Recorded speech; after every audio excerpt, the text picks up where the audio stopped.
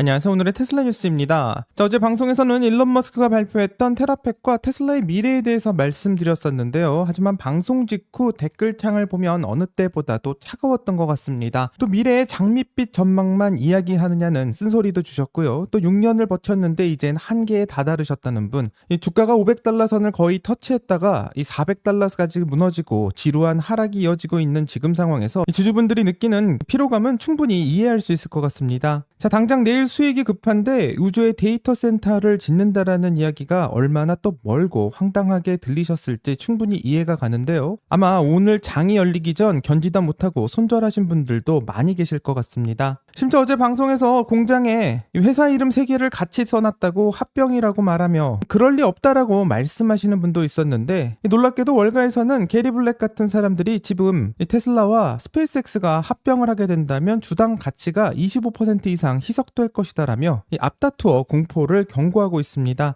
자, 합병할 이유가 전혀 없는데 왜 월가는 벌써 가상 시나리오를 만들고 있고 큰일 날 거다라는 이야기를 하고 있는지 궁금할 수밖에 없는데요. 또 바클레이즈 같은 대형 투자은행들은 테라팩 건설에만 500억 달러, 우리 돈으로는 74조 원이 넘는 천문학적인 돈이 들어갈 것이라고 예상하며 이 테슬라가 이걸 감당할 수 없을 거다라는 비관적인 보고서 역시 내놓고 있습니다. 자, 하지만 오늘 테슬라는 380.85를 기록하면서 3.5%의 상승을 기록하고 있는데, 자, 오늘은 엔비디아와 TSMC라는 거대한 권력에 대항하기 위해 무엇을 준비하고 있는지 같이 한번 살펴보겠습니다. 자, 끝까지 함께 해주시길 바라고요. 그럼 출발할게요.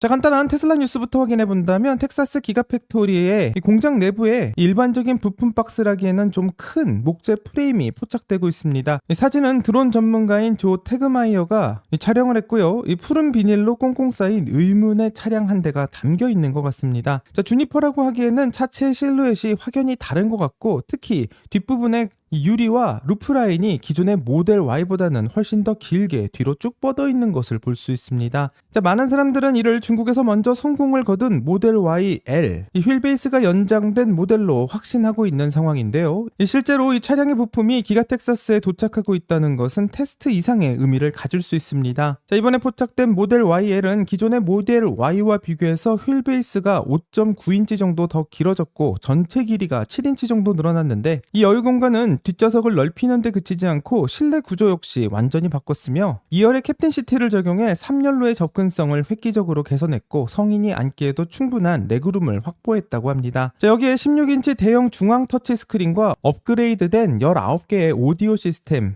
여기에 어댑티브 서스펜션까지 탑재되어 기존의 모델 Y보다는 한 단계 높은 프리미엄 사양을 지향하고 있는데, 이 때문에 많은 사람들이 북미에서 구입하고 싶었지만 이 차량이 북미에서 판매가 되지 않고 있기 때문에 언제쯤 나올지 기다리는 사람들이 많았습니다. 자, 일론 머스크는 올해 초 모델 S와 모델 X의 생산 중단을 선언했고요. 이 펠컨 윙도어의 상징이었던 모델 X는 역사 속으로 사라지게 되면서 테슬라 라인업에서 다인승 SUV가 사라지는 공백이 생겼습니다. 자, 기존에 7인승 모델 Y가 있지만 3열 공간의 협소함 때문에 많은 사람들이 쓰기에는 한계가 있고요. 결국 모델 YL은 단종이 되는 모델 X의 수요를 흡수할 수 있는 실질적인 후계자 역할을 하게 될 것 같습니다. 자, 흥미로운 점은 일론 머스크의 과거 발언인데요. 일론 머스크는 미국에서 롱 휠베이스 모델을 볼 수 있을 거냐는 이 질문에는 이 내년 말까지 계획이 없다고 했고, 자율주행이 본격적으로 조입된다면 아예 모델을 출시하지 않을 수도 있다고 말한 적이 있습니다. 아무래도 자율주행 소프트웨어가 우선이다라는 철학을 가지고 있는 것 같은데요. 하지만 기가 텍사스에서 발견되는 이 목재 상자 안에 들어있는 모델 YL이 정말로 모델 YL을 준비하고 있는 것이라면 일론 머스크의 말과는 좀 정반대의 움직임을 보여주는 게 아닌가 싶고, 이미 호주를 비롯해 뉴질랜드와 태국 등 글로벌 시장에서는 모델 YL의 출시가 확정되고 있고, 이 기가 텍사스 현장에서 프레임까지 포착되고 있다는 것은 앞으로 북미 출시의 생산 라인 가동이 2026년 말보다 훨씬 더 앞당겨지는 게 아닌가 생각해 볼 수 있게 됩니다. 자, 로보택시가 이 테슬라가 가려는 미래라고 할지라도 당장은 넓은 공간과 또 안락한 승차감을 원하는 많은 이 가족들의 요구가 있기 때문에 이 요구를 들어주는 것이 현실적이라고 생각하고요. 모델 X 단종 소식에 아쉬워하던 많은 유저들에게 기가 텍사스에서 만약 모델 YL을 준비한다면 된다면 상당히 반가운 소식이 될 것 같습니다. 자, 정말 모델 YL은 이제 중국을 지나 미국에서도 본격적으로 생산하게 될까요? 앞으로 더 많은 소식이 나오기를 바라고요. 같이 한번 살펴보겠습니다. 자, 다음 소식은 테슬라의 로보택시를 실시간으로 추적하고 있는 로보택시 트래커닷컴 데이터에 따르면 이 테슬라 로보택시 전체 플릿의 규모가 드디어 500대를 돌파해 524대를 기록하게 되었습니다. 자, 불과 몇 시간 만에 500대에서 522대로 변했고요. 다시 524대로 숫자가 계속 올라가게 되었는데, 이 지역을 보면 샌프란시스코 베이에리어에 430대, 텍사스 오스틴에 94대로 집계되고 있고, 특히 주목할 점은 오스틴에서 언슈퍼바이즈드 차량이 있다는 것인데, 한마디로 안전요원 없이 스스로 움직이는 로보택시 차량이 8대까지 늘어나고 있습니다. 자, 500이라는 숫자가 왜 중요할지 궁금한데요. 불과 몇 달 전만 해도 오스틴이나 베이에리어에서 로보택시를 잡으려면 15분 이상 기다려야 한다는 불만이 많았지만, 점점 플릿이 500대를 넘어가면 평균 대기 시간은 줄어들 수 있고 언제든 부를 수 있는 실질적인 이동수단이 될 수 있다는 것을 확인할 수 있습니다. 또 다른 것은 500여 대의 차량은 하루 평균 수천 마일의 주행 데이터를 만들어낼 수 있고, 오스틴에서 운영 중인 8대의 완전 무인 차량까지 포함하게 된다면 이 무인인 상태에서 마주하는 돌발 상황의 데이터가 점점 더 쌓이게 될 것이라고 생각하고, 일론 머스크는 이 미국에서 25%에서 50% 지역까지 완전 자율주행을 보게 될 것이라고 말한 적이 있기 때문에 오늘 보고 있는 가파른 우상향의 그래프는 테슬라가 이 약속을 지키기 위해서 속도를 내고 있다는 것을 확인할 수 있습니다. 자, 현재 자율주행 시장을 먼저 시작한 것은 구글의 웨이모고요. 웨이모는 미국 내 10개의 주요 도시에서 약 1,500대에서 2,000대의 로보택시를 운행 중이고, 이 주간 유료 주행 횟수가 45만 회를 넘긴 것으로 알려져 있습니다.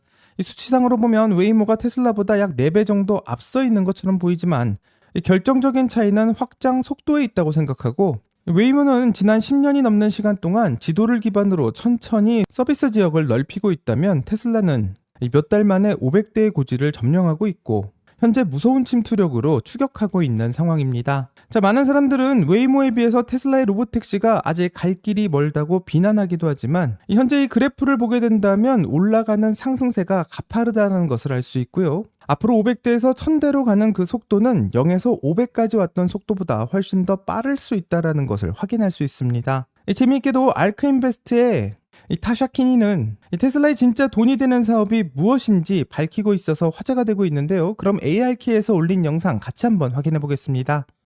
We know that Tesla is very serious about scaling the Optimus platform. We heard in the last earnings call that they are dedicating what was previously the Model S and X production lines to Optimus, with low volume production beginning this summer, scaling to high volume next summer is the plan. In terms of the impact on earnings, we do expect robotaxis to dominate the Tesla story, particularly the Tesla valuation story, over the next 5 years. Again, this is the near-term opportunity where as they scale the robotaxi platform, you can see the cash flow off of these cars being anywhere from say like $8,000 to over $10,000 per car, and look forward to some updated research on that from us soon.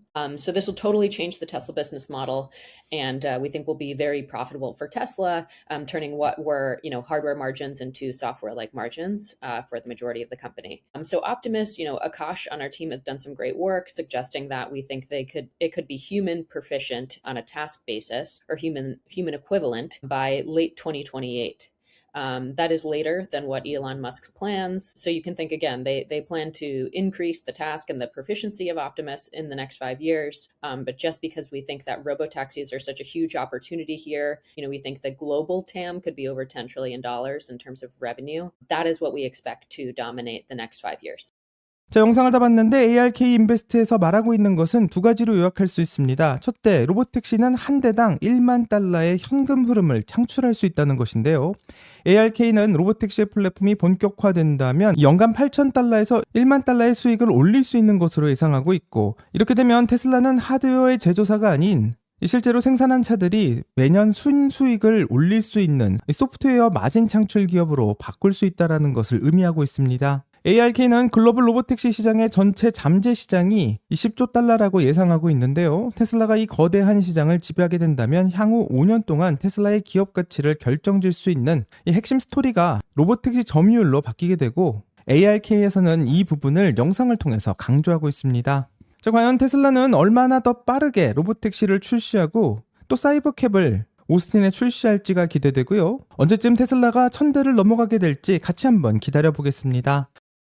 자, 이제 본격적으로 시장에 대한 예상을 한번 들어가 본다면 현재 가장 큰 공포부터 확인해 봐야 될 것 같습니다. 자, 퓨처펀드 매니징 디렉터인 게리 블랙은 25%의 폭락론을 주장하고 있는데요. 이렇게 이야기하고 있는 그 근거는 바로 테슬라의 기업 가치가 현재 약 1.3조 달러, 우리나라 돈으로는 1929조 원 정도 되는데 비상장사인 스페이스X의 몸값이 이미 2조 달러, 2,900조 원 정도 달하기 때문에 이 테슬라가 덩치가 훨씬 큰 스페이스X를 인수하게 된다면 그만큼 엄청난 신규 주식을 발생해야 되고, 게리 블랙의 계산에 따르게 된다면 주식 수가 최소 35% 이상 늘어나게 되는데, 이는 기존 주주들의 지분 가치가 그만큼 얇아지는 희석이 되는 현상을 의미하고 있고, 이 수익은 나오는데 지분은 당장 깎일 수 있다는 것을 경고합니다. 자, 여기에 더해 바클레이즈의 분석가인 댄 레비는 훨씬 더 구체적인 위협을 지적하고 있고요. 최근 발표된 반도체 공장인 테라팩 건설에만 최소 250억 달러, 하나로는 약 37조 원 정도가 들 것이라고 말하고, 운영비까지 합치게 되면 500억 달러, 약 74조 원 이상의 현금이 소모될 것을 예상하고 있습니다.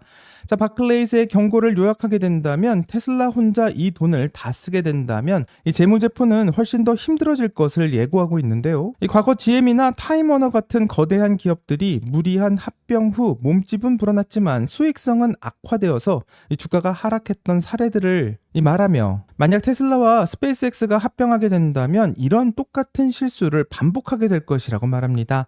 자, 그러면 테라팹을 만들기 위한 모든 돈을 테슬라가 다 내려고 하는 것인지 지금부터는 그 금액에 대해서 한번 확인해 보겠습니다. 자, 지금 나오고 있는 가장 큰 질문은 공동투자라면서 왜 테슬라가 현금을 투자해서 주도하느냐, 이런 질문이 많이 나오고, 또 테슬라가 다 떠안는 거 아니냐라는 질문도 나오고 있습니다. 이 초기 건설 비용인 250억 달러 규모는 테슬라의 현금을 이용해서 마중물 역할을 할 수밖에 없고요. 하지만 여기서 끝나는 게 아니라 그 이후에도 투자는 계속되게 됩니다. 자, 일론 머스크가 직접 밝힌 데이터에 따르면 80%가 우주용 D3 칩으로 우주에 배치될 예정이라고 하는데, 이 공장을 세우는 건 테슬라가 앞장설 수 있지만 가동 후 발생되는 전기료와 원자재, 또 인건비 등 거대한 운영비의 대부분은 칩을 실제로 가져가는 스페이스X가 부담하는 구조로 설계될 수 있습니다.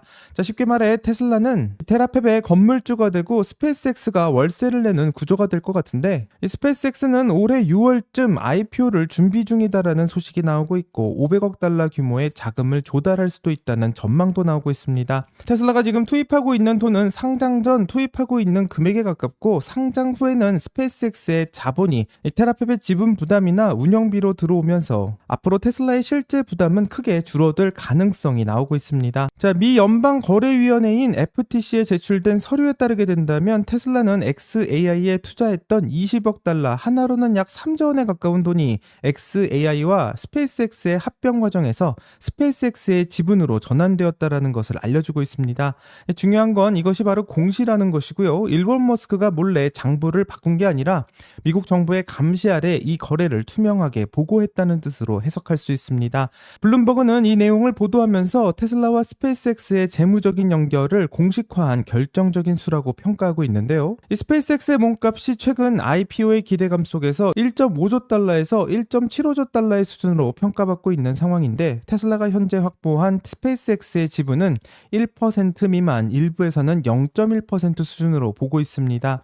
자, 3조 원 가까이 투자했지만 고작 1%도 안 되는 이 지분을 확보했다는 게 말이 되냐, 이렇게 물어볼 수도 있는데요.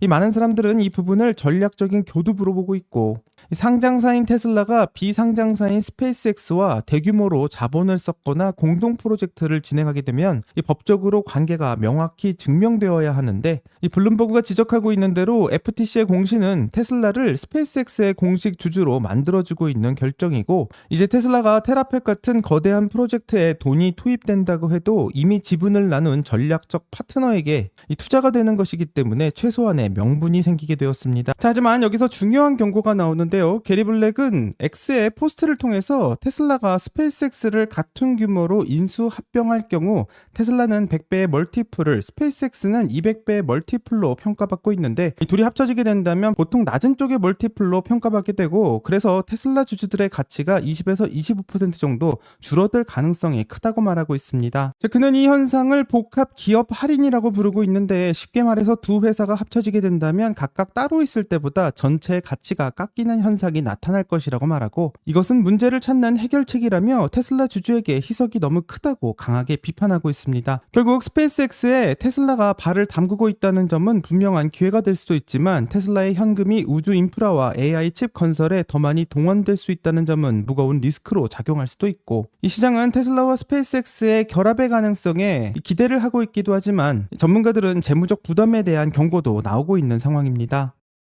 자, 정리하면 지금 우리가 보고 있는 모든 움직임은 결국 한 가지로 모일 수밖에 없는데요. 바로 일론 머스크가 테슬라와 스페이스X 그리고 XAI를 하나의 거대한 생태계로 묶으려는 시도를 하고 있는 것이고, 이 테슬라의 돈이 없이는 테라팹을 지을 수가 없고, 스페이스X의 기술이 없이는 우주 데이터 센터를 만들 수가 없으며, 결국 하나의 생태계가 완성되지 않는다면 이 자율주행과 로봇까지 이어지는 일론 머스크의 계획이 완성되지 않을 수 있다는 것을 생각해 볼 수 있습니다. 현재 확인되지 않은 다양한 추측과 시나리오가 나오고 있기 때문에 이 공식적인 발표를 보면서 업데이트를 해야 될 것 같습니다. 자, 여기까지가 오늘의 테슬라 뉴스고요. 오늘 영상이 도움이 되셨다면 구독과 좋아요 그리고 알림 설정 부탁드립니다. 오늘 좋은 하루 되시고요. 오늘의 테슬라 뉴스는 내일 또 새로운 소식으로 다시 찾아오겠습니다. 감사합니다.